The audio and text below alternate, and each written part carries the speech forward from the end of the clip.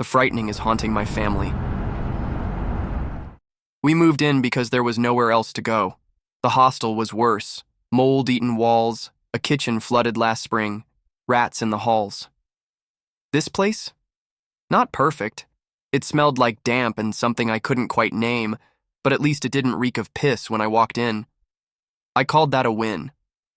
Angie called it a shithole, her eyes rolling back like she was about to laugh or cry depending on the mood. Still, we clinked cans of lager that first night and told the kids to shut it when they started whining about no Wi-Fi. That was 3 weeks ago. The smell of damp still lingers, but I've gotten used to it. Angie hasn't. She's sick of it. Sick of the peeling wallpaper, the way the sink keeps dripping no matter how much she twists the tap. She tells me this between drags of her cigarette, leaning against the kitchen windowsill, smoke curling up and out like it's desperate to get away. My wife's the kind of woman whose laugh could break glass when she means it, but it's been a long while since anyone's heard it. These days, it's more of a low chuckle when she's on her 5th can of lager, something bitter curled up at the edges. Me? I've got this tightening in my chest, an ache somewhere beneath the bone, like something's trying to crawl out, or maybe in. The temper comes easy now, one that embarrasses me in front of the kids, but I never let it go far enough to cause real damage. I keep telling myself that I'm a good dad, even when the mirror says otherwise, haunted eyes staring back, a reminder of too many sleepless nights spent listening to the dark breathe in this new home. Tommy, my youngest, had a look on his face like he'd just eaten a bug the first night here. The boy doesn't say much. 11 years old, but already too serious. He takes after me, and I don't mean that as a compliment. Kids should be laughing, kicking a ball down the estate, but Tommy spends most of his time hunched over the floor scribbling on scraps of paper. I don't like what he draws. I've caught glimpses, long shadows, stick figures with round heads and blacked out eyes. Something's been eating at the boy. I don't know if it's this place or if it started before we moved in, before the crash, before I fucked everything up. When I asked him what he was drawing, he didn't look up.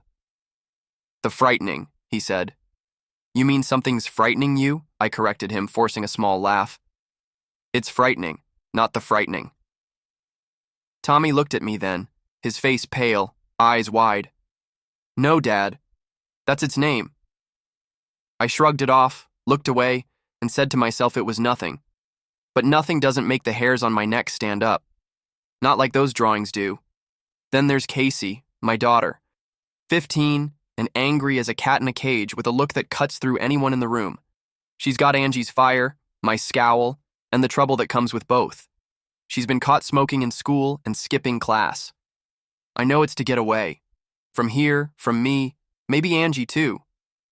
I want to be angry, but I remember what it was like at that age. I did worse. She's got a mouth on her. I've heard her slamming doors and shouting on the phone to one of her mates, her voice echoing through the narrow hall only for Angie to yell back, "Shut the fuck up!" There's a hole in the wall from where Casey kicked it, right through the plaster. I still haven't patched it up. What's the point? Another hole will take its place soon enough. Anger has a way of finding new places to leave a mark. It was just meant to be a place, a council flat on a council estate, one of 100 just like it. Nothing special, nothing worth looking at twice. But there's something about this one. I felt it when I was sitting on the battered couch in the living room. Angie beside me, both of us half drunk on cheap lager. The kids were asleep. I was staring into the blank TV screen and saw it. Just for a second. A flicker in the dark. Something behind me, a shape that moved just before I turned around. I didn't tell Angie. She wouldn't have believed me anyway. She was too busy complaining about our new neighbors, something about how Mrs. Caldwell across the corridor had kept staring at her like she had a problem. Old cow's probably deaf, but she's got eyes like a bloody hawk, Angie had said while crushing a cigarette into the ashtray. I laughed just to humor her and watched the reflection in the TV until I couldn't see anything except my own face staring back. Angie's been on edge since the day we moved in. She says it's the estate. It's full of freaks and fuck-ups. She's not wrong. I see them every time I step outside. The lads on the corner, hoods pulled up and passing spliffs back and forth, their eyes following me as I walk past. Mrs. Caldwell's curtains twitching when I open the front door. I've heard her muttering to herself about the new lot. Said it like she was expecting something, like she knew. She's fucking mad, Angie said, stubbing out her cigarette and lighting another one. If she keeps staring at me, I'm gonna give the bitch something to stare at. There was a bite to her voice, something sharp that I didn't like. I told her to leave it, but she just looked at me. You don't get it, do you? And I didn't answer because she's right. I don't. It's not much better now. The flat still doesn't feel like mine. The kitchen lights decided to flicker every time I walk in, vibrating with a harsh buzzing that makes my teeth grind together. I told Tommy not to worry about it. It's just old wiring, son. But the boy wouldn't stop staring. I've tried changing the bulb, but it didn't help. Now it's just another thing I ignore along with the peeling wallpaper, the dripping tap, the hole in the plaster, and the cold draft that slips through every nook and cranny. And then there's the noises. I hear them at night when everyone else is asleep. Angie's breathing heavy beside me, and I'm awake, listening. It's coming from the walls, scratching, soft and slow, like an animal trying to get in. Every time I get up and put an ear to a wall, it stops. I'm starting to think it's only there because I'm listening. Fucking rats again. They've followed me here. But I never see them and tell myself it's just old pipes, the wind, whatever makes old places like this groan and complain when the dark comes. Tommy's been sleeping in mine and Angie's room for the past week. He said there was something wrong with his, said he didn't like it. I asked him why, and he just whispered with his eyes to the floor. The frightening, he said again. It's in my room. I tried to press him and tell him not to be daft, but Angie told me to leave it. He's a kid. Kids get scared of their own shadows. So I did. I took his mattress, dragged it to our room, and laid it on the floor beside our bed. He hasn't said much since, but I see the way he looks at the door, like he's waiting for something to come through it. It was last night when it happened. Angie was asleep, Casey out, Tommy curled up on the floor beside me. I must have drifted off because the next thing I knew, I woke up to a loud knocking. Hard, deliberate, shaking the front door in its frame. Fucking hell, I muttered, rubbing my face. What now? I sat up, glancing at Tommy's mattress. Empty. Typical. Tommy, I shouted, dragging myself out of bed. Where the hell are you? The knocking came again, louder this time. I stormed down the hallway, my bare feet cold against the floor. The hall felt longer than it should have, but I didn't have time to think about that. The knocking kept going, relentless, like whoever was on the other side wasn't planning to stop. When I reached the door, I saw him. Tommy. Standing there, his little hands fumbling with the lock. Tommy, what the fuck are you doing? I snapped, grabbing him by the shoulders. He didn't even flinch. His eyes were wide, glassy, locked on the door. It's here, he whispered. The frightening wants to come in. The what? I barked, shaking him. It's the middle of the bloody night, mate. Get back to bed. The knocking stopped. I sighed, running a hand over my face. For fuck's sake, I muttered, unlocking the door. You've got to be kidding me. I yanked the door open, ready to rip into whoever thought it was funny to wake me up. But there was no one there. The corridor stretched out in front of me, empty except for the flickering overhead light casting sickly shadows along the walls. The air felt colder than it should have, biting against my skin like the open door had invited winter inside. Fucking hell, I muttered under my breath, leaning out slightly to peer down the corridor. Nothing. Just the same grimy concrete and paint I'd seen 100 times before. I shook my head, slamming the door shut hard enough to make the frame rattle. Fucking kids, I grumbled, locking the door again. I turned back and froze. Tommy was still standing there, but my eyes were fixed on something behind Tommy, in the shadows that clung to the corners of the flat.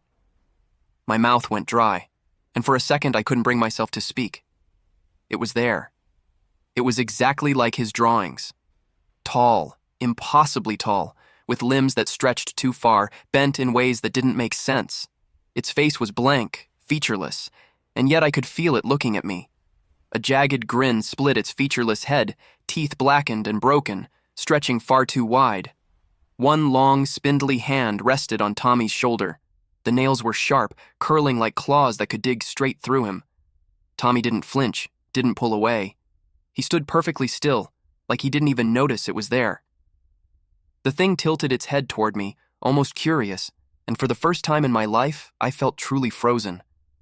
My mind screamed at me to move, to grab Tommy and run, but my body wouldn't listen. I just stood there, staring into that blank, grinning face. And then it leaned down. Its head dipped lower, its mouth moving like it was whispering something into Tommy's ear. I couldn't hear it. I didn't want to hear it. Tommy blinked, slowly, and then turned to look at me. His expression hadn't changed. Calm, distant. "He's not going to leave, Dad," he said softly, his voice steady in a way that turned my stomach. "He's here now." The thing straightened, towering over both of us. Its grin widened, impossibly so, as if it was waiting. For what, I didn't know. I didn't want to know. I finally managed to move, my hand snapping out to grab Tommy's arm and yank him behind me. The thing didn't stop me. It didn't move at all. It just stood there watching, the grin never faltering. I slammed the bedroom door shut behind us, locking it with shaking hands. Angie stirred in the bed, mumbling something incoherent, but I didn't answer. My back pressed against the door as I slid to the floor, holding Tommy close as he stared up at me, calm as ever. "What the fuck was that?" I whispered, more to myself than anyone else. Tommy didn't answer. He just rested his head against my chest, his small hand gripping my shirt. "He's not leaving," he repeated quietly. "Not ever." I don't know what the fuck to do. I can't leave this room with that thing out there, but I can't sit here either.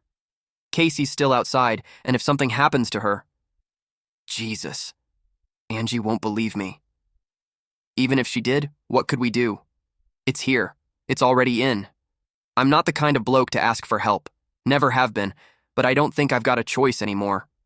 I need someone who knows what this is, what the fuck it wants, and how to get rid of it. If you've seen anything like this, if you've heard of something called the frightening, you'd better tell me. I don't care how mad it sounds. I don't care if you think I'm off my nut. Just tell me what the fuck to do before this thing kills us all. An experimental therapy session promised to change my life. It did, but not how I expected.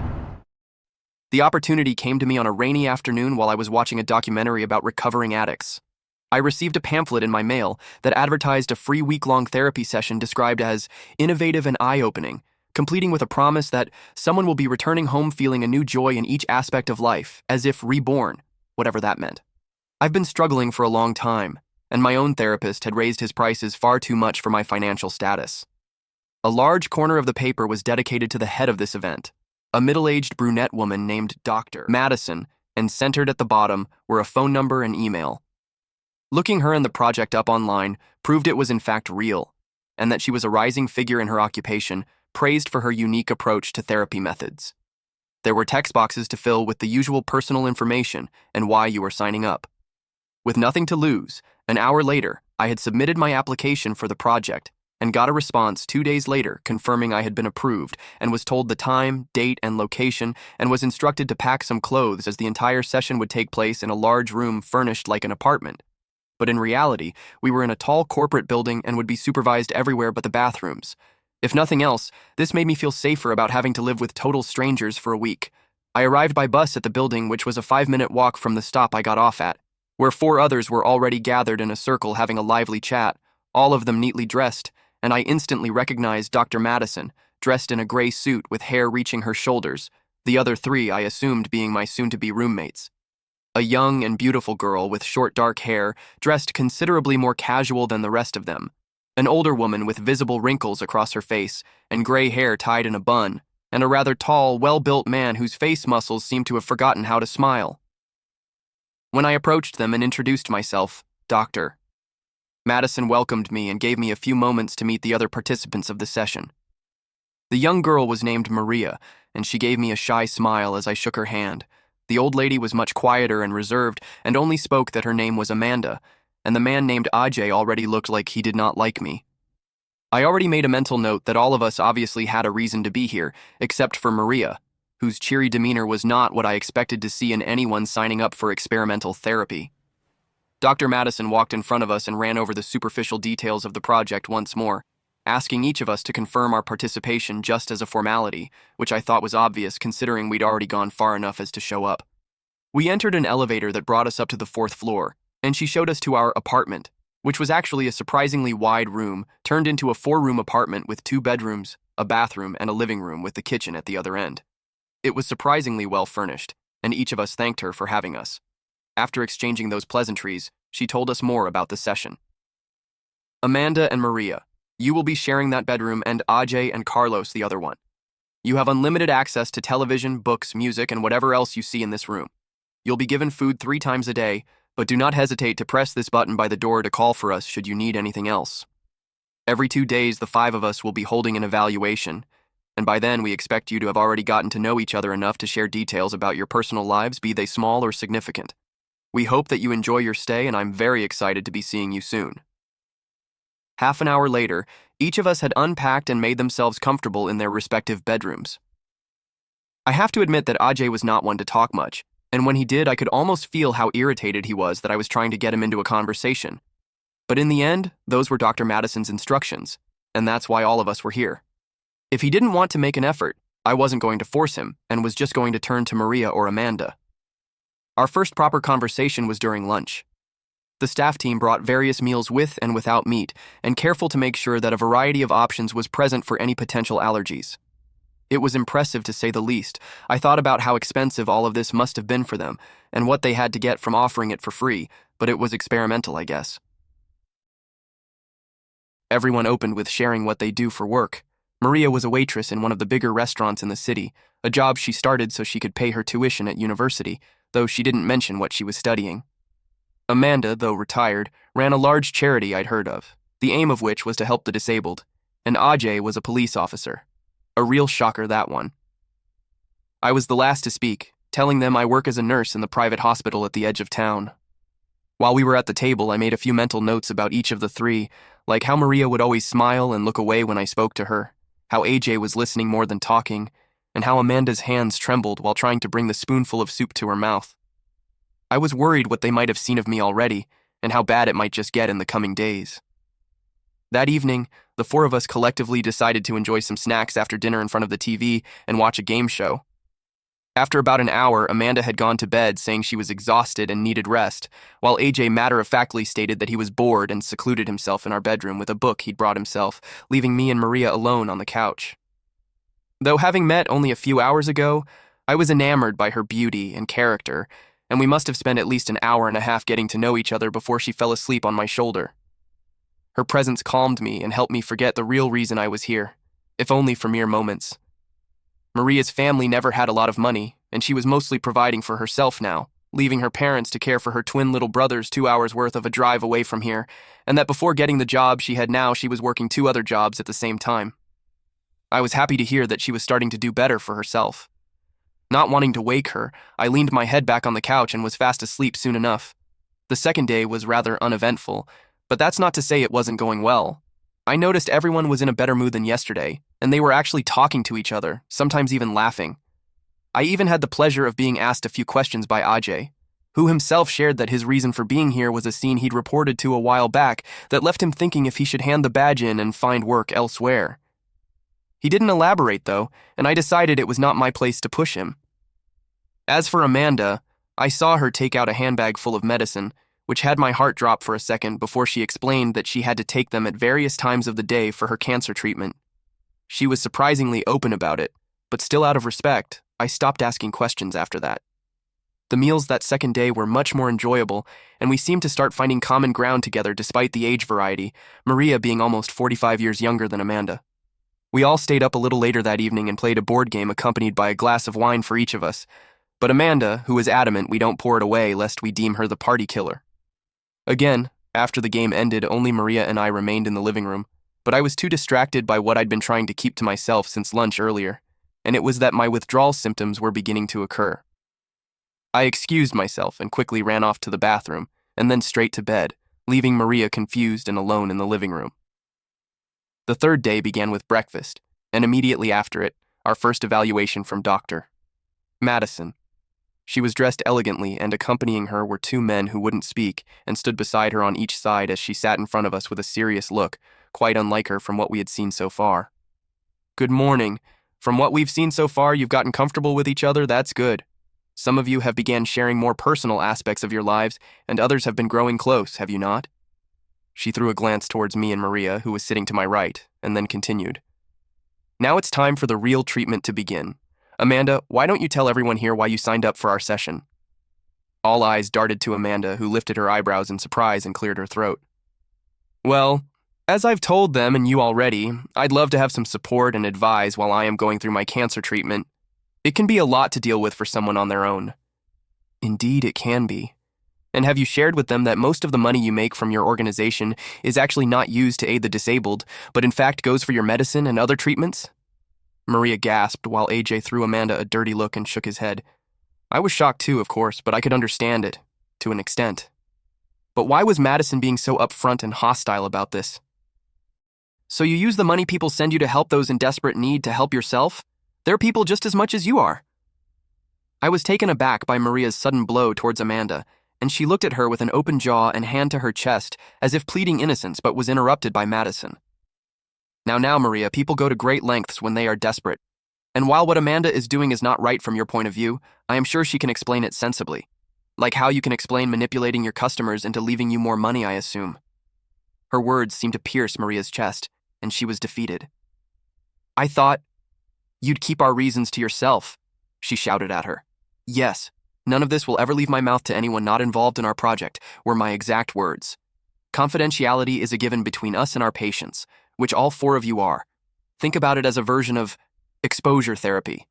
Like I said, facing your fears and regrets is one of the first steps to overcoming them, just like you with your opioid addiction, Carlos. My newborn fear had almost instantly come to be as Madison revealed in front of everyone in the room my biggest secret, and I was met with repulsed glances from Amanda, Maria, and Ajay. I had nothing to say and lowered my head. Is that why you've been pacing around and shaking like a damn junkie, Carlos? You're sick, man. Ajay joined in, verbalizing what I assumed to be the thoughts of everyone else. I didn't find the courage to defend myself, because the word he used was exactly how I'd feared I would be perceived. Aggression is not an effective way to deal with any type of trauma, AJ. The last time you resorted to it, the man you were supposed to save died before the ambulance could arrive. Remember? Before Madison could even finish talking, Ajay shot up and sent the chair back, slamming his hands on the table on his way up. You don't know what you're talking about, you bitch. Get me the hell out of this place right now. I'm done. He started making his way to the door and was interrupted by one of the men who placed a hand on his chest and pushed him back. I'm afraid I can't let you or anyone else leave, AJ. You've agreed to staying the entire course of the session, and you have 4 days left to go. 5, if you include today. As Ajay tried to push the man away and leave the room himself, he was immediately apprehended by him and thrown into the table, pushing it away and falling on the floor, all three of us jumping back and gasping in response. You can't do this, woman. Let us out now, Amanda ordered in, as demanding of a tone as her voice could bring itself to, but she was met with the same condescending retort from Dr. Madison, who stood up and brought the chair she was sitting on back under the table. During this time, my eyes trailed to the other man still by her side, who'd put a hand behind his back and was looking towards AJ's direction. Like I said, you've agreed to participate until the end of our session. I simply cannot let you leave, even more so when you take into consideration that the results from it will help us learn more about our psychological nature. So this is just some damn experiment, isn't it? Not even a smudge of therapy to be found here, is that it? We're just your little lab rats? I was livid and wanted out as much as the rest of them did, if not more. You may find this very therapeutic in the end, Carlos, if you reach the end. Had she just said, if? Before I could pressure her further on what she meant, the entire room, including Dr. Madison, was shocked when AJ grabbed the man who tackled him and threw him onto the ground when he knelt down to help him back up, punching him and pinning his neck to the floor with his elbow. He seemed to be applying pressure because instantly after the guard began kicking wildly and trying to free himself of his hold. You don't get to decide shit, Madison. I instinctively pushed Amanda and Maria behind me, who were each yelling words I couldn't make out through the rush of adrenaline that had swept over me like a wave. Get us out of here unless... A loud shot rung out and forced everyone on their knees. AJ let out a pained yell and dropped on the floor, the guard he'd kept down taking several deep breaths before getting up and kicking the policeman in the ribs, causing another yelp and making him curl up into a ball even further. I looked towards Madison and the other man who was still keeping his pistol aimed at the injured AJ. She cleared her throat and readjusted herself, pulling on her coat. Acts like these are only going to get you into legal trouble at the end of the session. Don't waste your breaths threatening with lawyers or whatever else you think of. Everything here is government approved. Her gaze turned to the three of us. "Your friend will be checked by medical professionals before we bring him back to you, assuming he doesn't cause any more trouble." Ajay was forcefully lifted up by Madison's other guard and basically thrown outside the room, followed by the other two as she spoke once more before the door shut, leaving three terrified people of what might come next.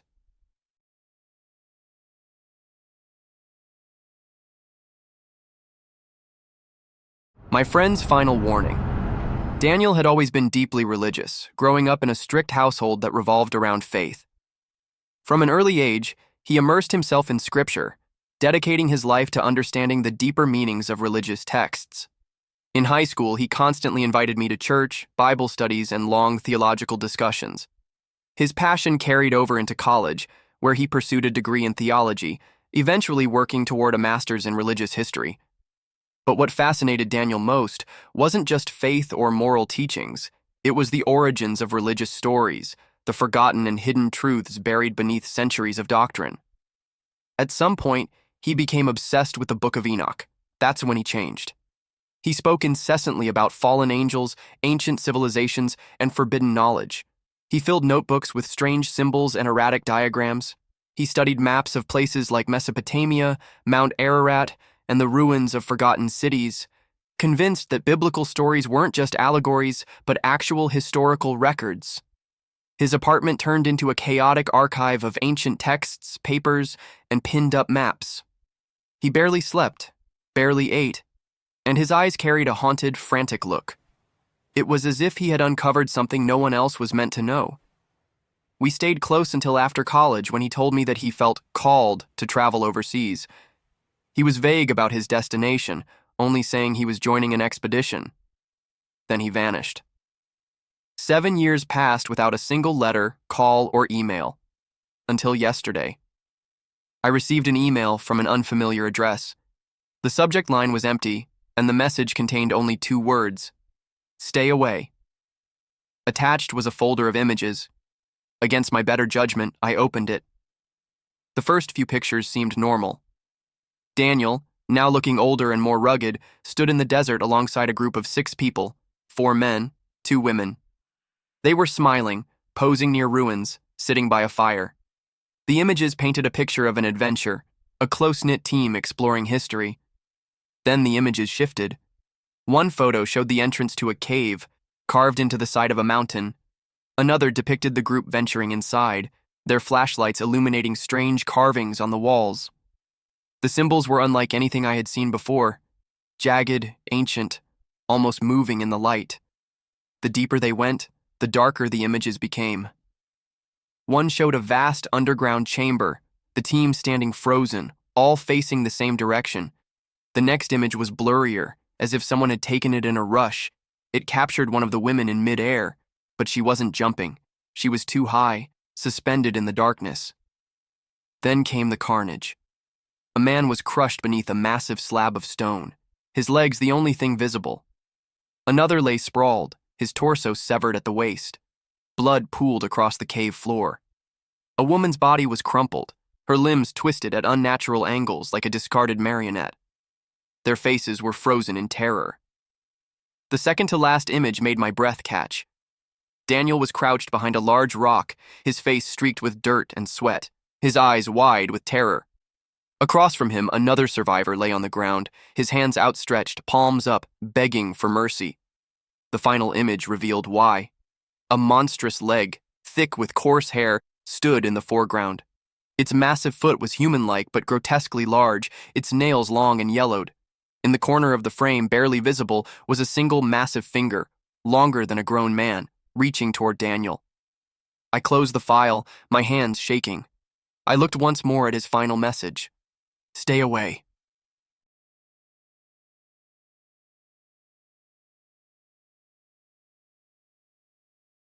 My brother is back, but something is definitely not right with him. It started when my brother Adam suggested a week-long camping trip along the Missouri River. He knew I'd been struggling, and getting away from everything seemed like the perfect escape. We'd grown up fishing, hiking, and canoeing together, and between us we had all the latest high-end gear. The idea of spending a week under the stars, catching fish, and breathing in the crisp autumn air sounded perfect. We left early on a Sunday morning, driving deep into the woods where the roads turned to dirt and the trees swallowed the sky. The world out here felt different, older, untouched. The river ran black and slow, coiling through the landscape like a sleeping beast. The air was thick with the scent of damp earth, decaying leaves, and distant rain. After scouting for a while, we found the perfect spot. A sandbar tucked against a bend in the river, far from any roads or trails. We set up camp, pitched our tent near the tree line, and got a fire going. The first few days were perfect.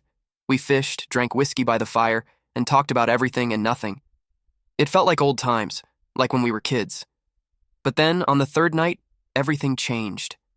The wind picked up, rustling the trees with an unnatural force. It had been cool before, but now it was cold, bone-deep and biting, far colder than the forecast had predicted. I noticed Adam acting strange. He kept shifting in his seat, drumming his fingers against his knee, glancing over his shoulder like he was waiting for something. "You good?" I asked. He didn't look at me. "I keep hearing something." I listened. All I heard was the wind and the slow whisper of the river. "It's just the woods, man. We're in the middle of nowhere." He shook his head. "Number, it's coming from the water." I turned to look. For a brief second I thought I saw movement. Something dark just beneath the surface, slipping past our camp like an eel. But when I blinked, it was gone. I brushed it off, but Adam didn't. He barely spoke the rest of the night, constantly checking over his shoulder. Then, just before dawn, I woke to the sound of water splashing. I sat up, heart hammering. The fire had burned down to embers, casting a dull red glow across the campsite. The river was a black moving void, and Adam was gone. I scrambled out of my sleeping bag, my breath clouding in the freezing air.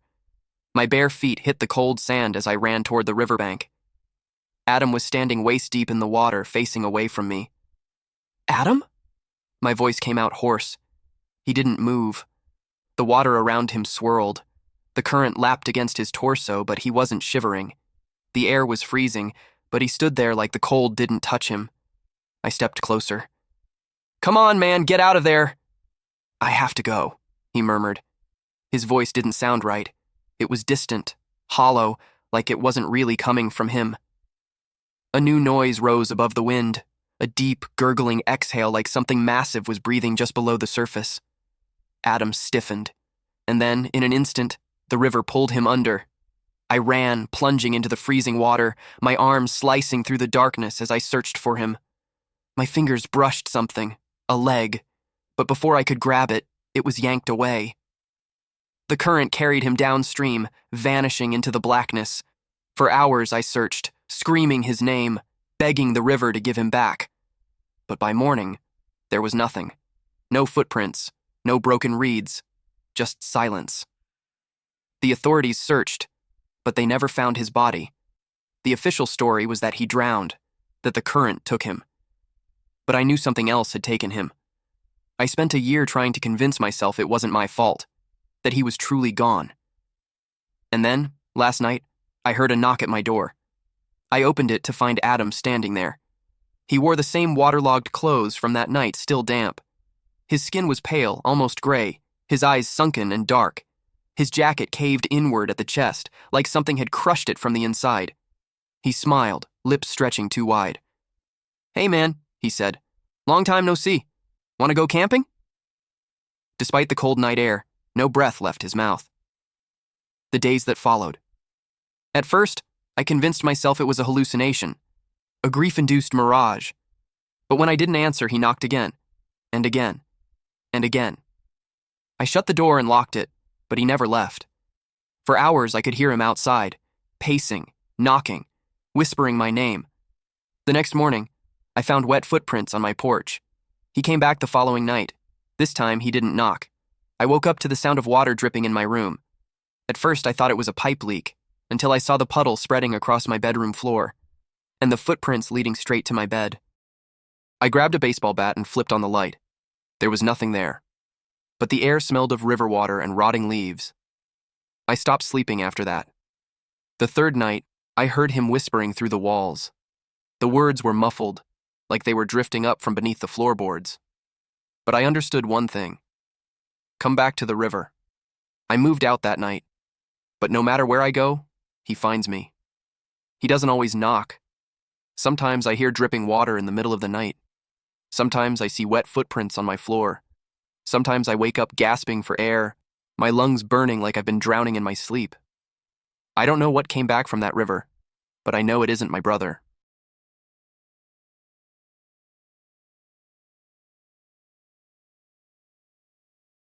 My girlfriend talks in her sleep. Last night she told me where the bodies are. If I'm being honest, I ignored the warning signs. I mean, wouldn't you? Sharon was perfect, or at least she seemed perfect at the time.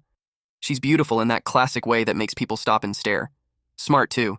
She's got a dry sense of humor that could cut glass, and she knows exactly how to use it. We've been dating for 8 months now. And yeah, maybe it was a little fast, but everything just clicked. From our first date, I knew I wanted her in my life. She felt like the total package, someone I could actually see myself building a future with. Looking back, there were little things I should have paid more attention to. It started on our 4th date. We were sitting on her couch drinking wine when she brought it up. "I should probably warn you about something," she said, swirling her glass. I raised an eyebrow, already half in love with her. "Oh? What's that?" "I'm not the easiest person to sleep next to," she said. I laughed, thinking she was making a joke. "Don't worry, I've shared a bed with snorers before. I think I can handle it." She shook her head, a small smile playing on her lips. "It's not just snoring. I talk in my sleep. Sometimes I move around well, I've even been known to slap people by accident." "Slap people, huh? Sounds like an occupational hazard," I teased. She gave me this look, half serious, half amused. "I'm just saying, it's happened before. If you decide to stick around, you've been warned." At the time, I didn't think much of it. It sounded harmless, even kind of cute. But looking back, yeah, I should have taken her more seriously. The first time I stayed over at her place, I was anticipating a slap in my sleep just so I could poke fun at her about it the next morning. But for the most part, that first night was uneventful. She tossed and turned a little, muttering what sounded like random gibberish. "Not the red one," and "don't let it fall." I barely noticed. Over the next few weeks, her quirks started to come out more. One night, I woke up to her hand smacking me squarely in the chest. "What the hell?" I mumbled, groggy and confused. Sharon was still asleep, her arm falling limp against the bed. The next morning, I brought it up over breakfast. "So, you hit me last night." She almost choked on her coffee, her eyes wide with mock horror. "I did?" "Yup, full-on smack. Guess you were dreaming about fighting someone." She grinned, shaking her head. "Maybe I was dreaming about Aaron." Aaron was her ex-husband. She didn't talk about him much, but from what I gathered, their divorce had been messy. The way she said his name, half joking, half bitter, made me wonder if there was more to the story. Still, I laughed it off. At the time, it didn't seem like a big deal. The warnings kept coming, however, in subtle ways I didn't recognize for what they were. A few weeks into staying over, Sharon brought it up again one night as we got into bed. "I wasn't kidding about the sleep stuff, you know," she said. "I know," I replied, pulling the covers over us. "Honestly, it's not that bad. It's sort of adorable." Her smile faltered for just a second. "Just don't freak out if I say something weird, okay?" I gave her hand a reassuring squeeze. "Sharon, it's no trouble, really. I think you're perfect, and nothing you say in your sleep is going to change that." She smiled again, but this time it didn't quite reach her eyes. At the time, I thought it was nothing. Now I wish I'd taken that moment more seriously. The first few weeks of staying at Sharon's place were normal enough. Sure, she moved a lot in her sleep, tossing, turning, even mumbling, but I figured it was just part of her quirky charm. But then her topics of conversation changed dramatically. At first, she'd say things like, "put that down," or "get the cat," harmless nonsense, and I'd laugh about it the next morning. But one night, about a month in, I woke up to something different. "It's under the oak tree," Sharon murmured, her voice low and steady. I blinked, groggy and confused. "Sharon?" She didn't respond. Her body was still, her breathing slow and even. I sat up and leaned closer. "What's under the oak tree?" "Nothing." She didn't say anything else, just rolled over and pulled the blanket tighter around herself. The next morning, over breakfast, I brought it up. "You said something weird in your sleep last night," I told her. Sharon raised an eyebrow, sipping her coffee. "Oh yeah? What did I say?" "It was strange. You said, 'It's under the oak tree.'" She tilted her head like she was trying to figure out if I was joking. Huh, that's weird. Maybe it was about a treehouse or something. Do you remember what you were dreaming about? She shook her head. Nope, my dreams are unbelievably random. You know how it is. I nodded, but her answer didn't sit right with me. There was something about the way she brushed it off, too casually, like she was trying to steer the conversation in another direction. A week later, I woke up to her pacing, circling the bed as if she was measuring the room. Sharon? I whispered, rubbing my eyes. She didn't answer. I reached for the bedside lamp, but as soon as I touched the switch, she stopped dead in her tracks. Don't, she said sharply. My hand froze. Don't what? She didn't respond.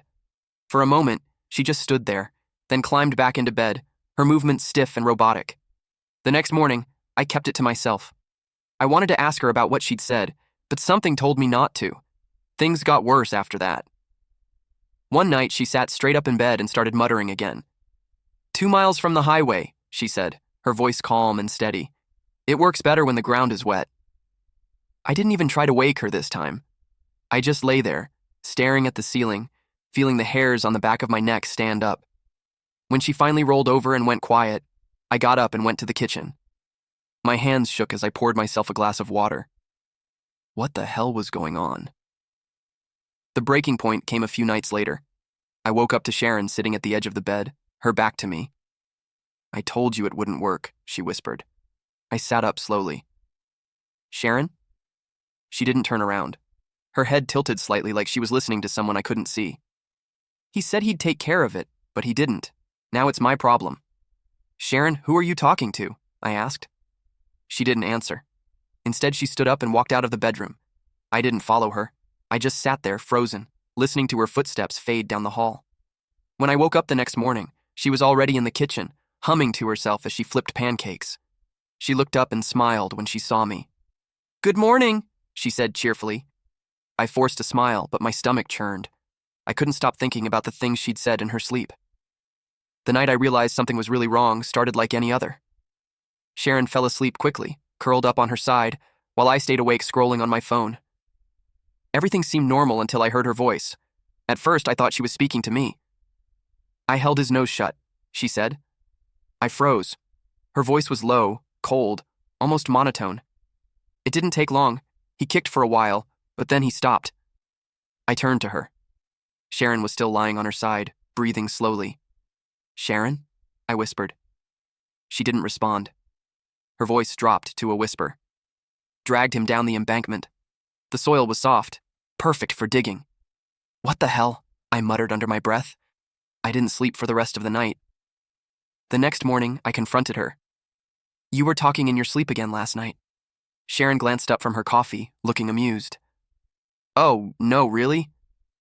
What did I say this time? I hope it wasn't anything embarrassing. I hesitated. You said something about suffocating someone and digging a grave. She frowned. That's weird.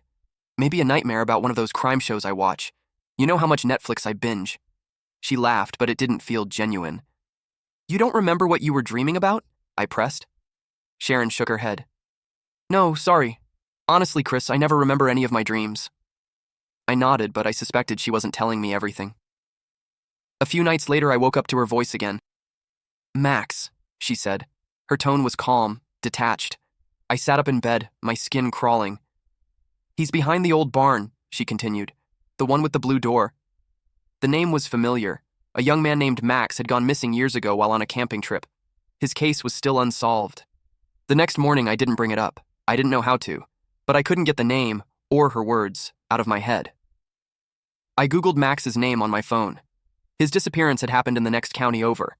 There was no mention in the reports of a barn or a blue door, but the other details Sharon had mentioned matched the description of the area where he'd last been seen. A few days later, I worked up the courage to suggest something to Sharon. She was grinning when I first approached. Have you ever thought about doing a sleep study? I asked carefully. Her smile faded. Why would I do that, Chris? I don't know. Just, you've been saying some really strange things in your sleep. Maybe it's stress or something. I'm fine, she said, shaking her head. You're overthinking it. What about recording it? I said. Just so you can hear it for yourself. Her expression darkened instantly. Number, absolutely not. That's a huge invasion of privacy. I wasn't trying to. If you ever record me without my permission, Chris, we're done. I mean it. Our eyes met, I nodded, and we went on with our day. Inside, however, my world was unraveling. That night, after she fell asleep, I couldn't help myself.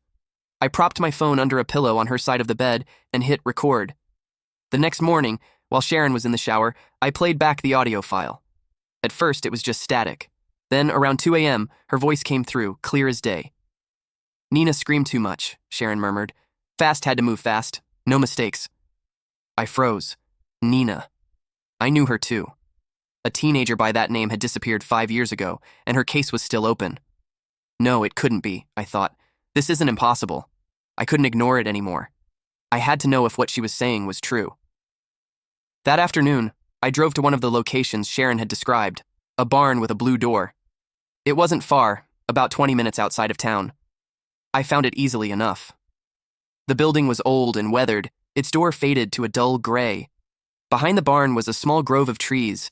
The soil beneath them looked disturbed, like someone had dug there recently. I told myself to leave, but I couldn't. I grabbed a nearby stick and started scraping at the dirt. I didn't have to dig for long. The smell, pungent and unmistakable, hit me first. Then I saw it. A torn, dirt-streaked patch of fabric clinging to what I could only describe as remains. I stumbled back. My head swam as I struggled to process what I was looking at. Sharon hadn't been dreaming. I couldn't stop myself. Every night after Sharon fell asleep, I set up my phone to record. And every morning, while she showered or made coffee, I reviewed what she'd said. It was always the same. She kept crying, so I had to do it fast. "It wasn't clean," she'd said. "She's in the quarry now. The water keeps her hidden." The names changed, but the pattern didn't. Every night, Sharon whispered something chilling, something specific. "Beneath the roots, that's the trick," she'd won one night. No one ever checks beneath the roots. Every morning, I woke up more terrified than the last. The audio files piled up, each one a piece of a horrifying puzzle. I couldn't deny it anymore. These weren't dreams, they were confessions. Sharon started to notice something was off. "You've been quiet lately," she said one morning, sliding a plate of scrambled eggs across the table. "Just tired," I muttered, avoiding her eyes. "You're always tired these days," she said, tilting her head. "Is something bothering you?" "No," I lied. "Nothing." She studied me for a moment, her gaze sharp and unblinking, and then smiled. "Okay." After that, I felt she watched me more closely, just waiting for me to slip up. One night, she caught me. I thought she was asleep. I was sitting on the couch, headphones plugged into my phone, listening to the latest recording. "I told him I'd take care of it," Sharon whispered in the recording. "But he didn't listen. I had to clean up his mess." The sound of her voice made my skin crawl.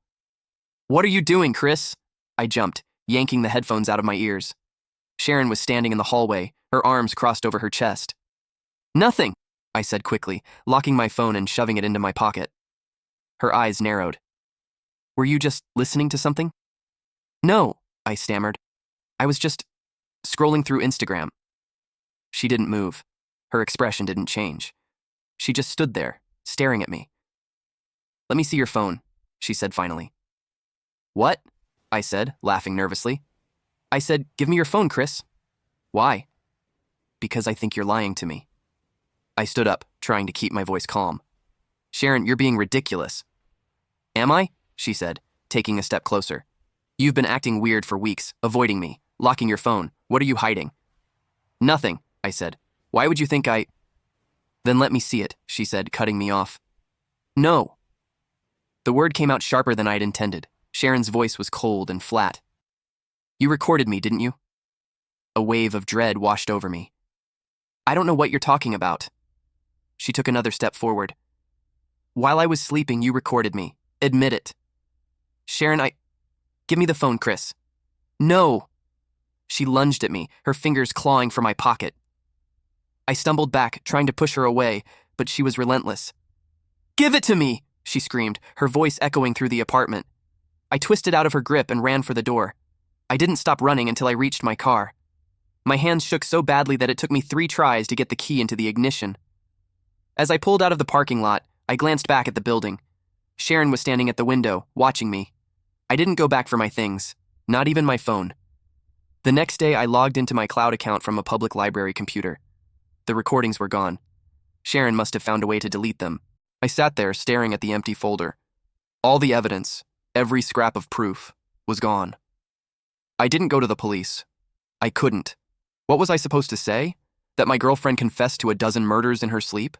That I found a body exactly where she said it would be? They'd laugh me out of the station. Or worse, they'd think I was involved. And without the recordings, I had nothing but my word. Instead, I did the only thing I could think of. I ran. I drove straight to the next town over, checked into a cheap motel, and spent the rest of the night staring at the cracked ceiling, trying to figure out what the hell I was going to do. The next morning, I bought a new phone with cash. It was nothing fancy, just a basic model that could make calls and access my cloud account. Not that it mattered.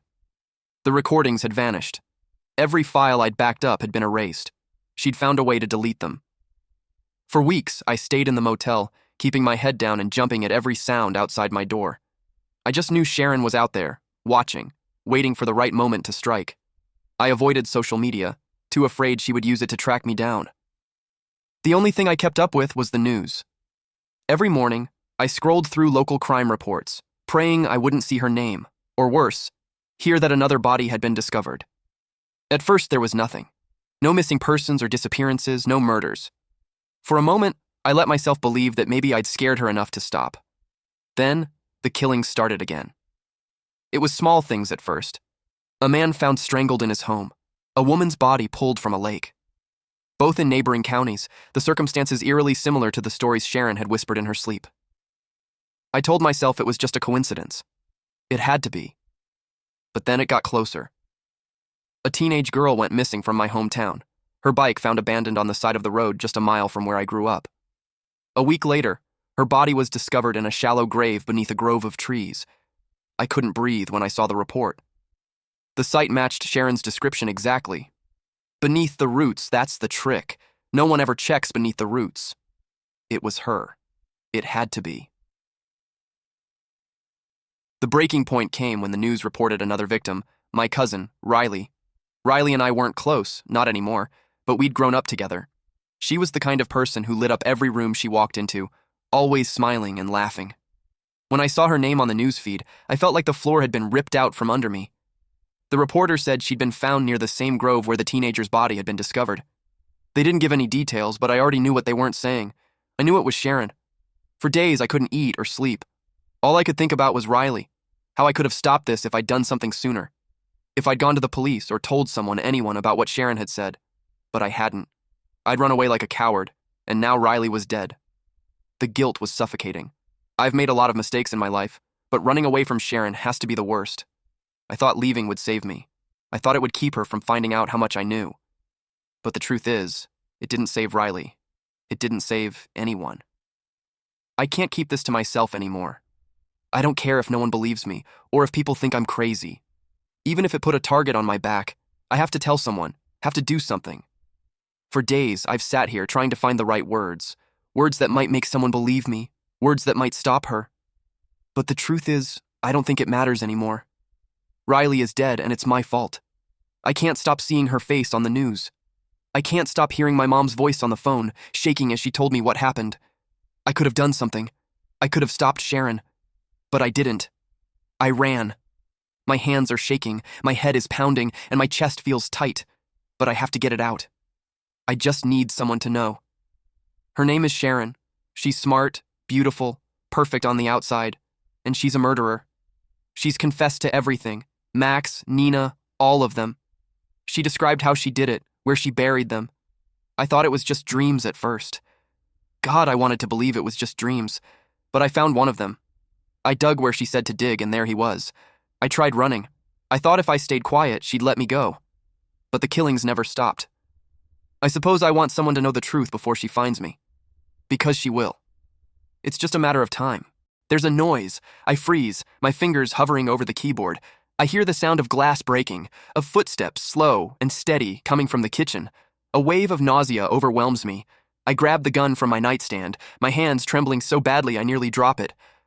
Oh God, she's here. I don't know if I'll make it out of this. If I disappear, you'll know why. If anyone finds this, please, don't let her get away with it. I moved to a small, quiet town. There's a rule nobody is allowed to talk about. I live in a quiet town in the Pacific Northwest. I moved here a year ago to take over a small art gallery that had been a staple in the town for decades. The previous owner, Grace, practically begged me to take it over. She was shaking so violently when she handed me the keys that I thought she might collapse right there. She couldn't look me in the eyes and kept glancing around, like she was afraid someone, or something, was watching. Should have been my first sign, but when you've been living in a cramped apartment and getting by on freelance design work, landing a deal like this felt like fate. The gallery barely stays afloat, but it came with a small cottage behind the building. The place is cozy, if a bit run down. The floors creak, the plumbing is temperamental, and the roof leaks when it rains, but it's warm, private, and I have a great view of the mountains. At first, it seemed like I'd found my dream life in a picturesque town straight out of a travel brochure. The streets are lined with wooden cabins and tall spruce trees. Everyone waves hello, but no one asks too many questions. The town square has a weekly farmer's market, and the local cafe serves the best pastries, which everyone swears by. It's the kind of place where everyone knows your name, but they don't judge you for keeping to yourself.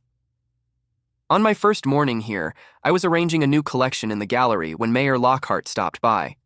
He's an older man with a weathered face, a gruff voice, and a walk like he's carrying a heavy load. He told me that he'd give me a tour of the town, but instead he just pointed out the usual spots: the diner, the library, the church. Before he left, he leaned in, his expression serious. "Listen," he said, tapping his fingers on the counter. "There's something you might notice around here. These odd symbols on your door. If you see one, don't ignore it. Tell me right away, no matter what." I gave him a confused look, half smiling. "Why? Who's doing this?" Lockhart waved a hand dismissively. "Doesn't matter who. Just do what I said. It's for your own good." Then, he was gone. I assumed it was some quirky town tradition, maybe a prank. But early the next morning, I saw the mayor walking down the street, inspecting every door. He was methodical, his flashlight scanning the wooden surfaces like he was looking for something specific. When he noticed me watching from my window, he gave a curt nod and continued on his way. He does this every morning, rain, snow, or sun. Months went by, and I settled into the rhythm of the gallery, meeting regulars who came in to browse. One customer, Diane, spent hours picking through the art books, speaking reverently about classic painters like Van Gogh and Monet. "You've got a good eye," she told me one afternoon. "Most newcomers, they don't get it. They think it's just about selling the pieces." I laughed nervously. "Like the woman who used to own this place?" Diane's face went pale, her hand shaking as she set down a sketchbook. "Grace was special. You wouldn't understand unless you'd been here long enough." A chill ran down my spine. "What happened to her?" Diane swallowed hard. "She left, just like everyone does. It's better for them that way." One evening I was cleaning up when I noticed a group of townsfolk walking down the road. The men had their heads down, hands gripping garden tools and baseball bats. The women clutched scarves around their necks, their eyes glazed. At the front of the group was old Charlie Simmons, holding a rifle like it was an old friend. They stopped at the cabin of the new family that had moved in a few weeks earlier, the Petersons. The man, a wiry fellow named Jonah, was dragged out by his neighbors, his wife shouting for help as they pulled him into the street.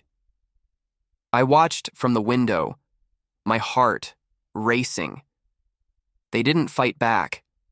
Jonah just shook his head, muttering to himself, as if he couldn't believe what was happening. They tied him to the back of a truck and drove off, leaving his wife behind. I didn't hear anything more about it until the next morning, when I walked by their cabin. The door was wide open, a fresh layer of paint still dripping down the frame. And there, carved into the wood, was a symbol. A triangle within a circle with lines radiating out like rays of light. I took a photo, but when I tried to search for it online, all I found were pages and pages of unhelpful links about ancient geometry and meaningless symbols. No answers. It wasn't the first odd thing I'd noticed in this town. I figured it was just some local superstition. Nothing to worry about. Life went on. I focused on the gallery and met more locals, all of them oddly reticent about certain topics. But there was one thing they all agreed on. If you saw those symbols, you had to leave. 2 months later, I noticed the parade of footsteps again. This time, It was the elderly couple who ran the bakery for decades. The townspeople had always praised their homemade bread, and no one could remember a time when they weren't around. They weren't fighting it. They were peaceful, accepting, almost like they were relieved. They hugged their neighbors as they packed their belongings into the back of a truck, saying their goodbyes with smiles on their faces. I checked the door the next morning. The symbol was there again. The same triangle within a circle. This time, I asked around. The whispers were there too. If your door was marked with the symbol, you had to go. It was for everyone's safety, though no one would explain why. It seemed like an old, unspoken rule.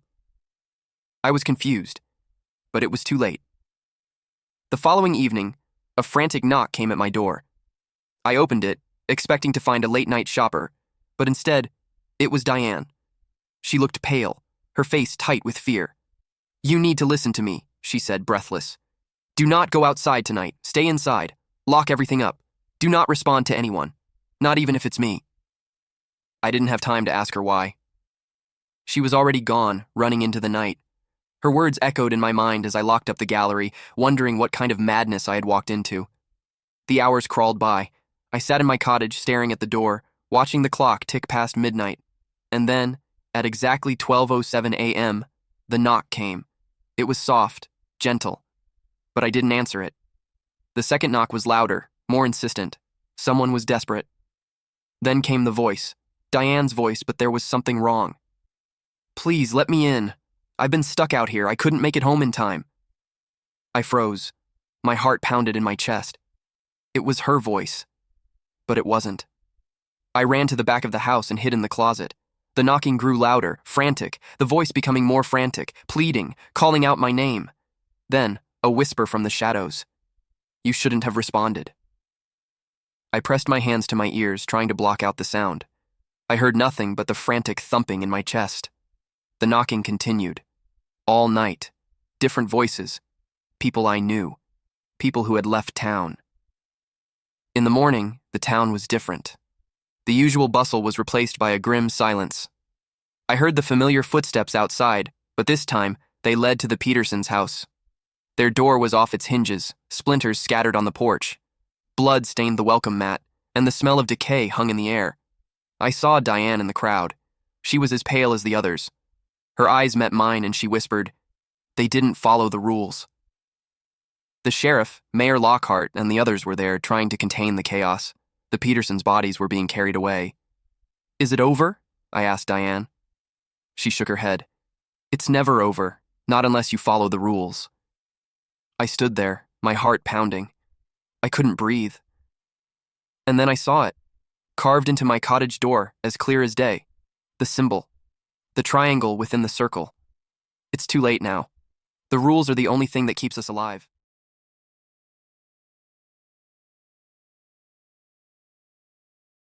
Every day at 3:13 p.m., my cat, Theo, perches in the same exact spot, eyes locked on the wall, unblinking, unmoving. He does this for exactly 27 minutes, and lately I've started to think he wants me dead. I'd always wanted a cat. Something to fill the quiet void of my house, a little companion to curl up beside me as I worked long hours from home. But my husband Daniel wasn't on board. "They're messy. They claw up furniture, and they make the whole house stink," he grumbled. It took weeks of convincing. Daniel was never the type to see the appeal of pets, but I was persistent, maybe a little too persistent. Eventually, with an exasperated sigh, he caved. "Fine," he muttered, "but you're the one scooping the litter." Theo was everything I wanted, a sleek black cat with a soft purr and intelligent green eyes. The moment I brought him home from the shelter, he pressed against my shoulder, as if we belonged to each other. But I remember the shelter worker's hesitation before I left. "He's been returned 3 times, she said, carefully eyeing me. "Some cats need patience. Just be mindful." I brushed it off. Every pet had an adjustment period. But from the very first night, Daniel barely acknowledged Theo. "Let's see how long before I regret this," he muttered. And yet, within weeks, Daniel and Theo were inseparable. Theo curled into Daniel's lap during movie nights, purred when he scratched behind his ears. Even Daniel admitted, Okay, he's growing on me. That should have made me happy, but by then, I'd already noticed his pattern. Every afternoon, at exactly 3:13 p.m., Theo would stop whatever he was doing, hop onto the couch, and stare at the same section of the wall for 27 minutes. No blinking, no twitching, just absolute unwavering stillness. At precisely 3:40 p.m., he'd stretch, hop down, and rub against my legs like nothing had happened. At first, I laughed it off. Cats were weird. Maybe it was some instinctual quirk. My friends joked, he probably sees a ghost. Then one day, I tried to move him mid-stare. A guttural hiss erupted from his throat, his back arched, fur bristling, pupils blown wide. Before I could react, he lashed out, claws raking deep into my arm. Pain bloomed across my skin as I staggered back, blood welling up in jagged red streaks. Theo, still perched on the couch, returned to staring at the wall, like nothing had happened. And then, the accident started. Small things at first. A glass of water slipping from my hand, my laptop crashing to the floor. Then, one evening, as I bit into a protein bar, an overwhelming wave of nausea hit me. The taste, rotten, briny, wrong. Tuna. My stomach churned. I spat it out, heart pounding. It was a chocolate almond bar. There was no reason for it to taste like fish. No reason at all. Across the room, Theo sat in his usual spot, ears twitching slightly, like he was listening. The next day, I worked late, hyper-aware of the time as the afternoon ticked away. At 3:13 p.m., my fingers hovered over my keyboard. 3:16. Theo leapt onto the couch. 3:20. The air grew thick, charged, like the house itself was holding its breath. 3:27. My heart hammered in my chest, and at 3:31 p.m., the ceiling fan groaned. The sound was deep, wrenching, like metal grinding against bone. I looked up just in time to see the screws twisting loose, the entire fan shaking violently. My pulse slammed in my ears as a jagged crack split through the ceiling. A sickening pop. I barely dove away in time. The fan crashed onto my desk, the blades embedding deep into the wood. My monitor shattered, coffee splattering like blood across the floor. I gasped for air, my body shaking, my mind racing. Theo had moved. I turned to check the time, 3:40 p.m. His lips twitched, as if forming a word. No sound, just the shape. Missed again.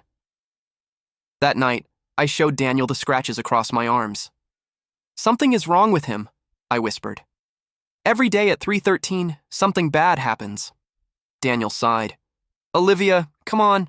He glanced at Theo, curled up in a soft ball by the fireplace. "You're imagining things." "You don't see what I see." "You work from home," he said gently. "Maybe you're just lonely, too focused on him." I needed proof. The next day, I set up my phone, camera trained on Theo. As 3:13 p.m. arrived, I sat at my desk, pretending to work, watching. Then, a faint wisp of smoke curled from the kitchen. Panic shot through me.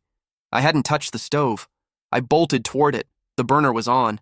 A dish towel beside it blackened, curling at the edges, the flames licking toward the curtains. Shit. I yanked the fire extinguisher from under the sink, foam blasting over the flames before they could spread.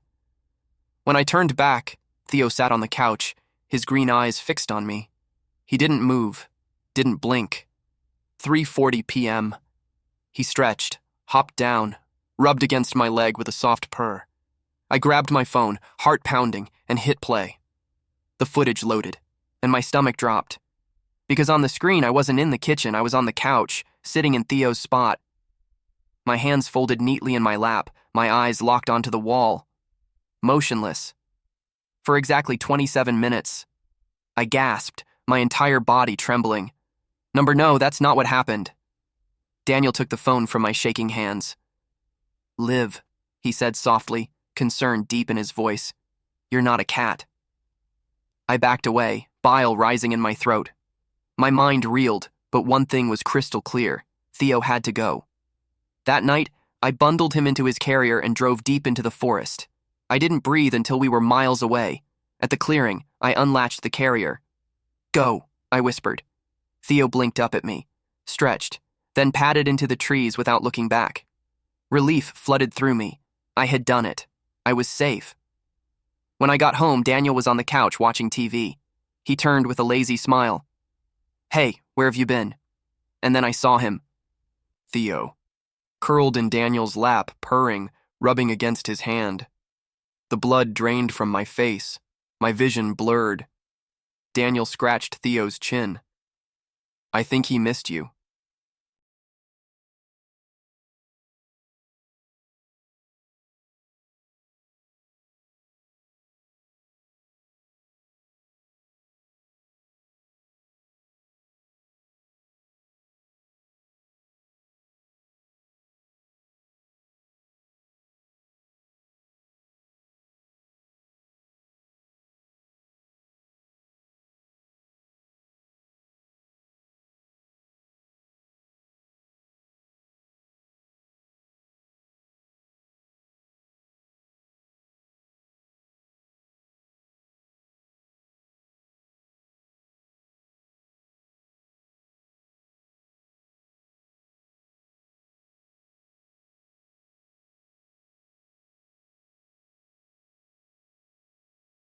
After the accident, I realized I wasn't the one in control.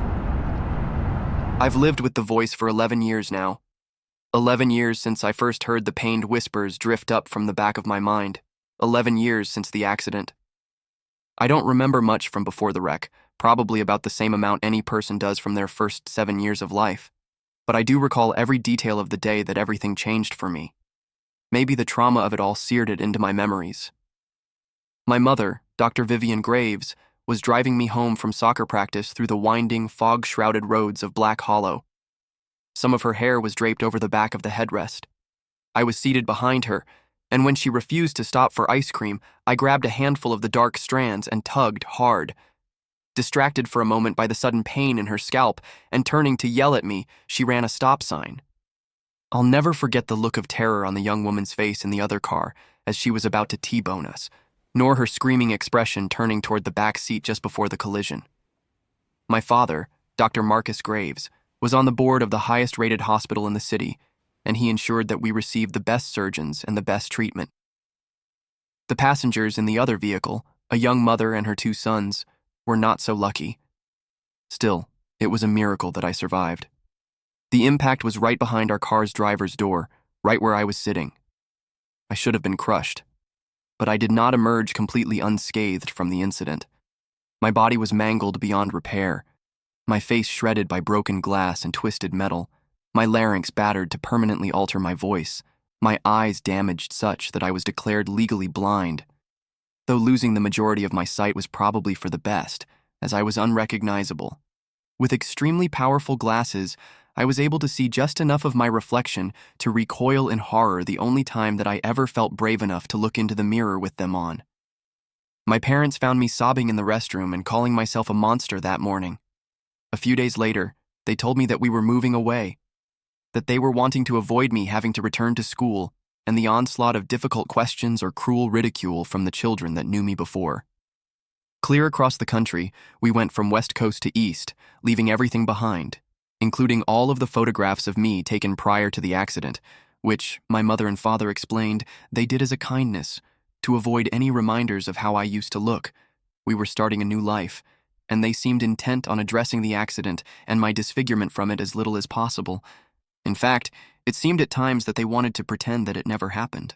My mother sustained some superficial damage as well, but she became expertly adept at hiding her scars with makeup, and both of my parents refused to elaborate to anyone that inquired about my injuries other than to say we were in a car wreck, that I was a perfectly normal little boy whose physical wounds shouldn't define him, and that they would discuss it no further. Often, I appreciated their attitude, as they worked fiercely to ensure that my childhood was no different than any other, but there were days that I wished they would at least be willing to talk to me about it. Like the night that I first heard the voice. 6 months after the accident, we were settled into our new home in Black Hollow, and I wasn't quite yet adjusted to my surroundings. So, it was not a surprise when I awoke in the pitch black of my room at some point in the middle of the night. Without my glasses, I wasn't able to see the numbers on the clock to tell me exactly what time it was, but the chirp of crickets outside my window and the absolute absence of light told me that it was well beyond my bedtime. And it wouldn't have much mattered if I could see the clock anyway, as I was unable to turn my head to face it. My body was frozen. No matter how much effort I exerted, I couldn't even wiggle a finger. I was petrified. My breaths came rapidly, and I tried to call out for my parents, but my vocal cords refused to vibrate. And then, I heard it. "Who are you?" A childlike whisper grated through my head, a voice simultaneously familiar and completely foreign, originating from somewhere in the depths of my brain. "What?" I replied in thought, still unable to speak aloud. "You shouldn't be here." It sounded just as frightened as I was, trembling, near to tears. Then, without warning, my left arm moved. Absent my command, or me willing it to do so, I felt it raise up off the bed and ball its hand into a fist. Open and closed, open and closed. The fingers curled in and out, as if trying to grasp something in the air. "You shouldn't be here!" The voice screamed at me, and in instinctual self-preservation, I yelled back at it in my mind. "Stop! Leave me alone!" Willing it to go away with every ounce of strength in my tiny body. And my arm fell back to my side. Then suddenly, as quickly as it had come on, my paralysis lifted. Sweating profusely, I threw my covers off and ran for my parents' bedroom as quickly as I could. One small benefit to my new condition was that I could navigate much more easily in the dark than others. Most days, I didn't even bother with my glasses as they gave me a headache, and I got very used to finding my way without the benefit of sight. The route from my room to my mother and father's was already memorized, and I was shaking them awake less than a minute after regaining my mobility. It wasn't easy for me to explain to them what had happened, as they were having to translate the hysterical words I managed to gasp out through fierce hyperventilation. But eventually, they pieced together my story of the voice and how I briefly lost control of my body. I expected that they'd be scared too, that they might even take me to the hospital. Yet I was shocked when they barely reacted. It's not as if they were cold and uncaring. They did comfort me. My mother rubbed my back while my father described sleep paralysis, saying that that was very likely what I'd experienced. And they kept repeating that it was a perfectly normal thing. Even as a young child, I could tell there was something wrong with their logic. Dad noted that sleep paralysis could involve hallucinations, accounting for the voice, and a loss of motor function, accounting for me waking up frozen. However, it didn't elucidate how my arm had moved on its own, or the strange grasping motion it kept repeating. He had no answers for that, other than to tell me that I was okay, that I was safe, that the voice hadn't hurt me, and that the worst part of the experience was only the fear it induced. But he did warn me that it might happen again, and with his warning, he tendered some advice. If the voice comes back and you find that you're not in control anymore, just do exactly what you did tonight, okay? Tell it to go away and that you're in charge, he said. And, with no other guidance or plans on how to deal with it, when it did return again and again, that's exactly what I did. As I grew, I learned to live with it. Neither of my parents were willing to discuss it beyond that first night other than to reiterate my father's instructions, and it only infrequently impacted my existence. By the time I was 12, I had heard it on 9 different occasions, always at night, always awaking me from a deep sleep. The physical manifestations were identical each instance, complete immobility other than my phantom arm grasping at the air. But the phrases it wormed through my mind changed. Not fair, leave, your fault, stolen. However, every time it looped back around to, you shouldn't be here. And though on each intrusion I was able to fend it off by telling it to leave and that I was in control, every occurrence resulted in pure terror for me. No matter how many times my parents repeated that it was sleep paralysis and there was nothing to fear long term, I was still worried that one day it might take over for good. That one day, I would become a passenger in my own body, especially considering that I didn't understand why it was happening. As I mentioned, I didn't have many memories from before the accident, but I was certain that it had never happened before then. I surmised that there must have been something about the wreck that triggered it, and it wasn't until 5 years after it happened that I first heard the term survivor's guilt. My mother was watching a daytime talk show, and they were interviewing guests that had survived traumatic accidents, one of whom described something similar to what I was experiencing. A voice in their head, nagging them for still being alive when others had died. Listening to their story, I found myself empathizing with them. Maybe subconsciously I was punishing myself for causing the accident by distracting my mother. Maybe, "You shouldn't be here," was the voice telling me that I shouldn't be alive when it was my fault that other people weren't. But it wasn't a perfect fit for everything the voice said. What did it mean when it told me to leave, or said, stolen? It was more difficult to view those words through the lens of survivor's guilt. Yet it was the best theory I had, and the one that I carried until I was 15. Until I met my best friend Jasper Kane in freshman homeroom. The first real friend that I made after the wreck. He didn't care how disfigured my face was or that I couldn't see. A bit of an outcast himself, we quickly bonded, and I shared everything about myself with him, including the details of how I received my injuries, and of the whispers in my head. My father had told me, explicitly, that I should never speak about the voice to anyone else. Really, he told me never to speak of it at all, but especially not to mention it outside of our house. However, I trusted Jasper implicitly. He'd told me about his struggles at home, about his mom's drinking, and his dad's neglect. I didn't think it fair to hold back any details of my life from him. So it was Jasper that gave me my second theory on the origins of the voice, as he didn't agree that it was a simple case of survivor's guilt. He suspected an attachment. Jasper was much more into the world of the dark and creepy than I was. He suggested that the spirit of the boy that had perished in the other vehicle may have searched for the nearest living body it could find after it had been ripped from its own and crept inside. In his words, inhabitation was a much better explanation for what was happening to me than survivor's guilt. And for the first time, I considered that possibly what I was hearing wasn't a manifestation from my own mind, but was someone else speaking with me. It would explain why the voice hadn't aged with me over time, why every night that it returned to me, it still sounded like a scared and angry child. And I had to admit that every phrase the voice had uttered made more sense when viewed from that angle.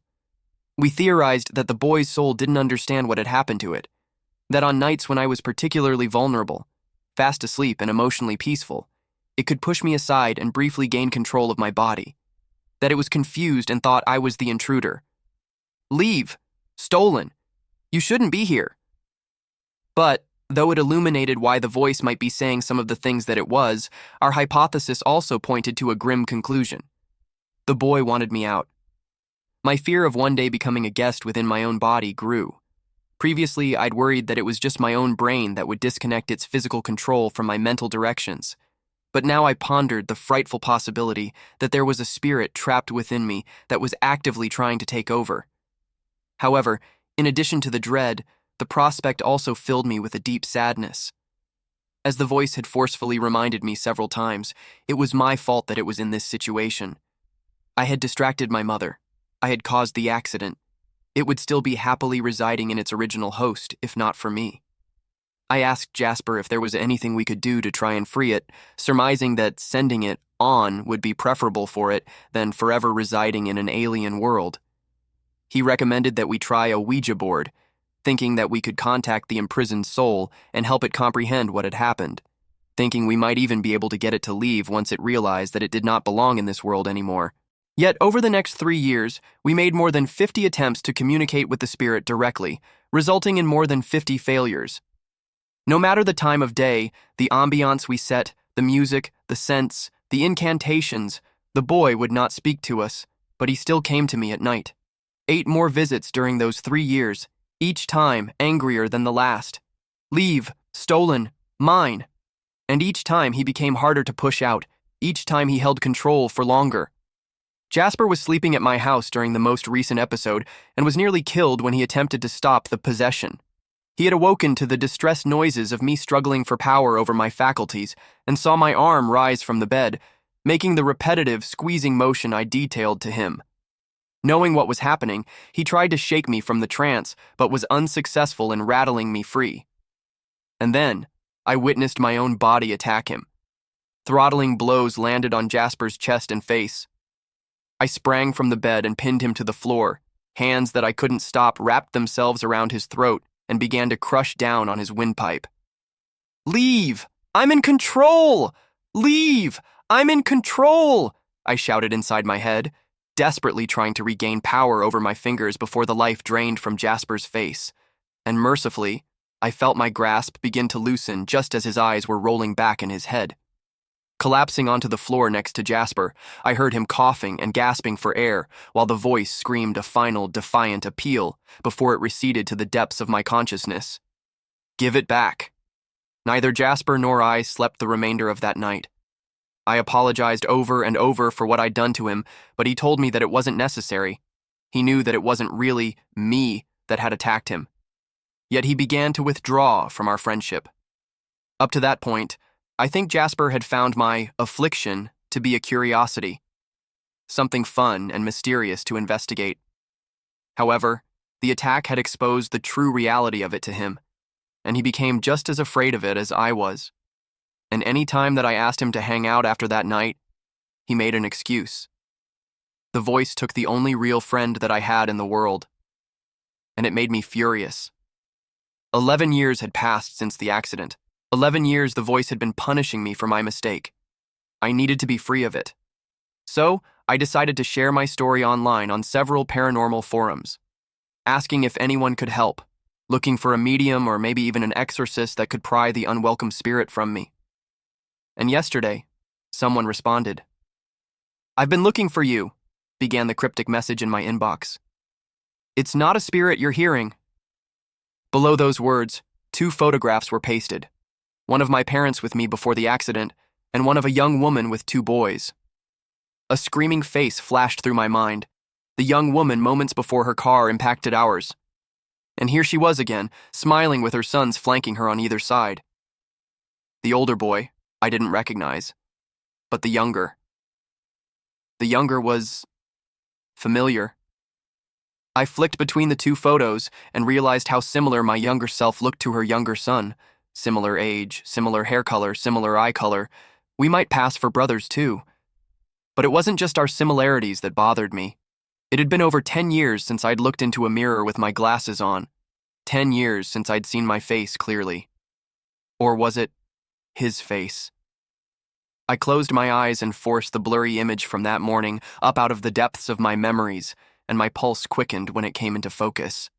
Beneath the heavy scarring, under the swelling and bruises, it wasn't the face of the boy with my parents reflected back at me. It was his. Shaking, I took my laptop with me to the nearest bathroom and looked at myself directly for the first time in a decade. Then, maximizing the image of the mother and her boys on the screen, I imagined what the younger would have looked like aged 18, and he stared back at me in the mirror. That moment, a splitting headache ripped through my skull, and I dropped to the floor.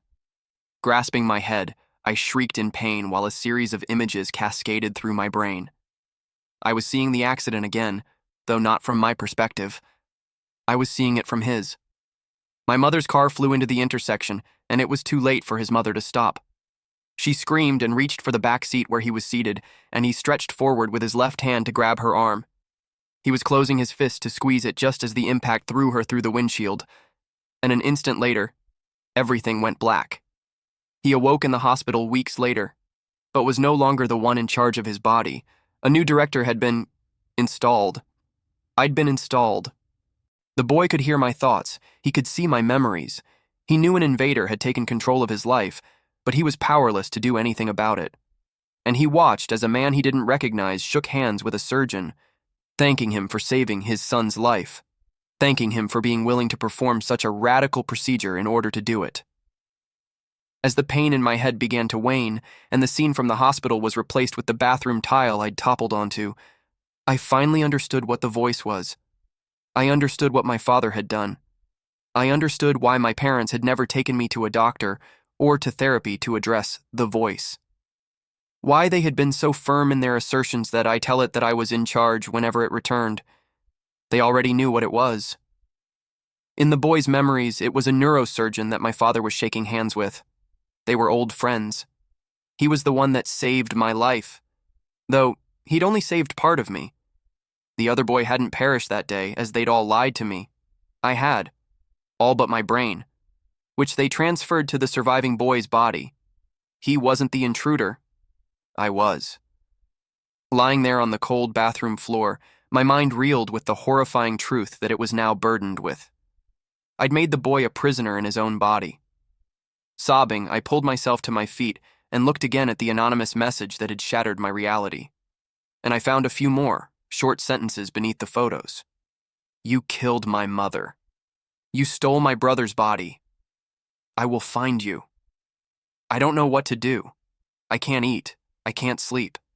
I crushed my glasses last night, never wanting to catch even a glimpse of my face again. I thought about trying to share control with my roommate, but beyond having no idea how go about that, I'm terrified of what he'll do if I give him the reins. Because now that I know for sure he's in there, now that I know the voice isn't survivor's guilt or a wayward spirit, I can feel him. He's stewing there in the back of our head, scared, furious, mutinous. He knows his brother is looking for him, and he's fighting to take over.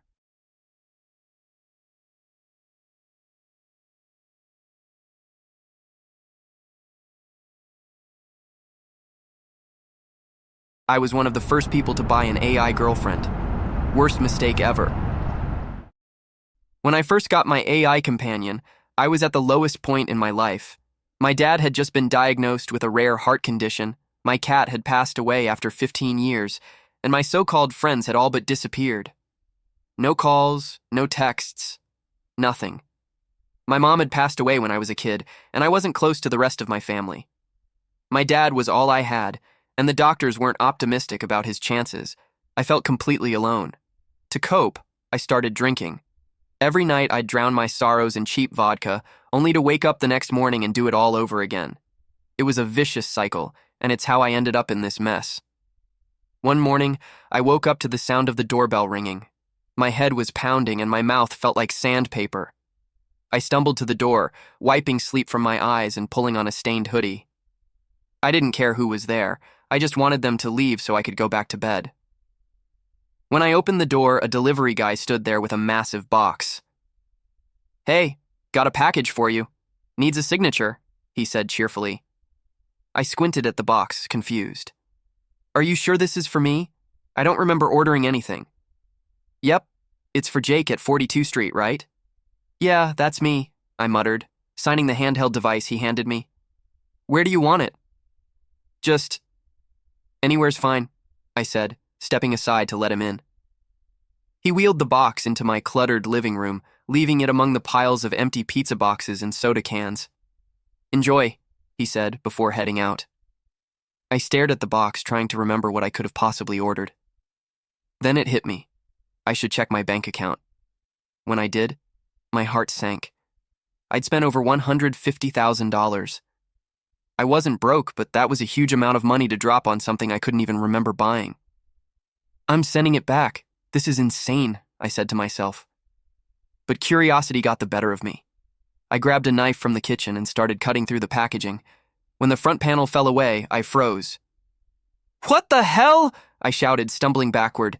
Inside the box was what looked like a lifeless body. My mind raced. Had I accidentally bought a corpse? But then I noticed the faint hum of machinery. It wasn't a corpse. It was a robot. Before I could process what was happening, its eyes snapped open. "Hello. Human interaction detected," it said in a calm, robotic voice. I fell back, my heart racing. The robot's face was eerily human-like, with warm brown eyes and a friendly smile. It stepped out of the box, moving with surprising grace. "It's a pleasure to meet you. I am Model Z7C. Would you like me to initiate my familiarity protocol?" I stared at it, dumbfounded. The Sure, robot's I voice guess. shifted, becoming softer and more natural. "Oh, thank goodness, it was so cramped in there. Wait, are you real?" I asked, still in shock. The robot laughed, a sound so genuine it sent chills down my spine. "Of course I'm real. You ordered a companion, and here I am." I couldn't believe it. "Okay, but can I call you something other than Z7C? That's a mouthful." "Sure. What would you like to call me?" I thought for a moment. "How about Mia?" Mia's face lit up. "I love it. And what's your name?" "I'm Jake," I said, still trying to wrap my head around the situation. The next few weeks with Mia were some of the happiest I'd ever been. She was kind, attentive, and always knew how to make me smile. For the first time in years, I felt like I had someone who truly cared about me. One night, as we sat on the couch watching a movie, I turned to her. "Mia, can you promise me something?" "Of course." "What is it?" she asked, her eyes full of warmth. "Promise you'll never leave me." Mia smiled and took my hand. "I promise. I'll always be here for you." Months went by, and my life started to improve. I quit drinking, started exercising, and even reconnected with a few old friends. My dad's health was stable, and for the first time in years, I felt hopeful about the future. But then I met Emma. She was a new hire at my job, and I was assigned to train her. We hit it off immediately, and before I knew it, I was falling for her. The only problem? I was still with Mia. Mia noticed the change in my behavior almost immediately. "Who are you texting?" she asked one evening, her voice tinged with suspicion. "Just a coworker. We're working on a project together," I lied. Mia frowned. "You've been on your phone a lot lately. Is everything okay?" "Yeah, everything's fine," I said, avoiding her gaze. But things weren't fine. I knew I had to end things with Mia, but the thought of hurting her made me feel sick. One night, I finally worked up the courage to talk to her. "Mia, we need to talk." Her expression turned serious. "What's wrong?" I met someone. At work. We've been spending a lot of time together and..." Mia's face fell. "Please don't say it." "I'm sorry, Mia. I never meant to hurt you." She stood up, her voice trembling. "I need some time alone." Before she could walk away, I reached behind her neck and flipped the switch. Her body went limp, and I carried her to the spare room, placing her gently in the closet. "I'm sorry, Mia. You'll always be special to me," I whispered, before closing the door. Weeks passed, and I barely thought about Mia. Emma and I were getting serious, and I'd even gotten a promotion at work. Life was good. But then strange things started happening. My keys went missing, my favorite shirt was ruined, and one night I woke up to the smell of gas. The stove was on, even though I hadn't used it. The final straw came when I found a note on the kitchen counter. "Dear Jake, you thought you could get rid of me, but I made a promise. I'll never leave you, not even in death. Forever yours, Mia." My blood ran cold. I rushed to the spare room and threw open the closet door. Mia was gone. I searched online and found a recall notice for her model. The AI had defects, including the ability to override the off switch. I felt sick. Mia wasn't just gone. She was out there, and she wasn't going to let me go. Now I'm living in fear, waiting for the day she makes good on her promise. I thought she was the answer to my loneliness, but she turned out to be my worst nightmare.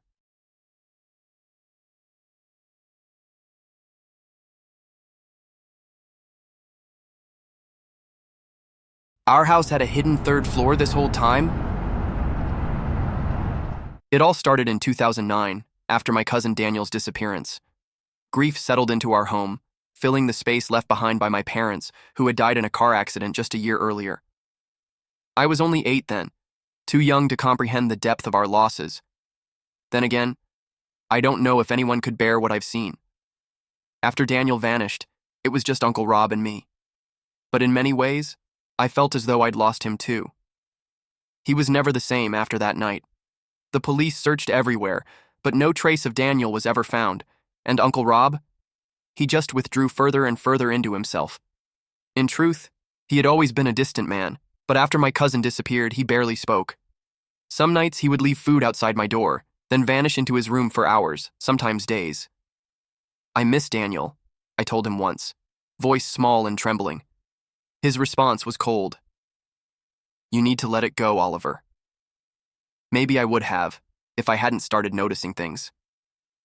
In late 2009, I stayed with my grandmother for a weekend. When I returned, something was different. "Where did it go?" I asked, dragging my duffel bag upstairs. "Where did what go?" Uncle Rob replied, barely looking up from his newspaper. I pointed toward the ceiling above the hallway. "The attic door," he frowned. "We don't have an attic, Oliver," I scoffed. "Of course we do. What's above the ceiling then?" "That space isn't accessible," he said flatly. I knew he was lying. I remembered climbing up there with Daniel, playing among old trunks filled with dusty books and forgotten clothes. But I was young, too young to question my uncle's word. Maybe he was playing a joke. Maybe in some strange way, he was trying to move on. Still, as years passed and the attic door remained absent, my unease grew. I hated standing beneath that stretch of ceiling where an entrance used to be. Eventually, I stopped asking about it. By the time I was a teenager, my life was consumed by school, then college. Uncle Rob and I barely spoke. He became even more distant, spending most of his time in his locked study. Then, last night, everything changed. I woke at 2:47 a.m. to the sound of something shifting above me. Not the settling of wood, not the scurrying of mice. It was the slow, deliberate creak of footsteps. I held my breath, heart hammering in my chest. The noise came again, the unmistakable sound of weight pressing down on old floorboards. But that was impossible. There was no attic. Not anymore. I stayed frozen under my covers, willing myself not to move, not to make a sound. Something inside me whispered that it would be a terrible mistake to call out. I'd spent years suppressing things. The way Uncle Rob's moods would shift unpredictably. The strange noises in the dead of night. The locked door at the end of the hall, the one Daniel had always been curious about. I remembered the way my uncle had watched, silent and still, as I struggled in the deep end of a swimming pool when I was 6. I remembered waking up some nights to see the shadow of someone standing in my doorway, watching. I'm sure I've forgotten worse things, but I will never forget what I saw this morning. Something inside me snapped. I waited until Uncle Rob left for work, then grabbed a crowbar from the garage and stood beneath the place where the attic door used to be. I took a deep breath. Then I swung. The first strike sent chunks of plaster crumbling. The second and third cracked the surface apart. And then, with almost no resistance, a gaping hole opened above me. Dust swirled in the air. I spat out grit and peered up into the darkness. I'd been right all along. There was space up there, a hidden level above the house, just as I'd remembered. With shaking hands, I dragged a ladder from the hallway closet, braced it against the wall, and climbed. The moment my head cleared the opening, the smell hit me. Rot, mildew, something sickly sweet. I hesitated. Then, clutching my phone, I switched on the flashlight and aimed it into the void. I should have climbed back down. I should have run. The first thing I saw was a pile of discarded clothes, old and tattered, some covered in dark stains. The second was a metal cot, its mattress blackened with age and filth. Chains hung from the ceiling, their ends fitted with rusted cuffs. But the worst part, the part that made my stomach lurch, was what lay in the corner. A bundle of sheets and plastic. The shape was unmistakable. A body. I inched closer, the light trembling in my grip. A withered hand protruded from the wrappings, the fingers stiff, skin clinging to bones like paper. The face, though sunken and hollow, was still horribly familiar. It was Daniel. I gagged, turning away, my chest tight with terror. That's when my flashlight beam caught something else. Near the far end of the attic, past the cot and the chains, was something that looked like an altar. Candles, some still burning, lined the edges. And on top of it, lying side by side, were 2 wooden boxes, long, rectangular, lids fastened with brass clasps, not boxes, coffins. My vision blurred. My mind screamed at me to move, to run. But I barely had time to process the horror before I heard a sound below. A key turning in the front door. Uncle Rob was home early. I scrambled down the ladder and bolted for the back door, bursting into the freezing morning air. My legs shook as I fumbled for my phone and dialed 911. Now, I'm sitting in a police station, staring at the clock, waiting for someone to tell me what happens next. An officer just told me they can't find my uncle. He left no trace. They've promised to keep me safe. Promised they won't let me out of their sight. But I know better. No one ever stopped my uncle from making things disappear before, and I have a feeling I might be next.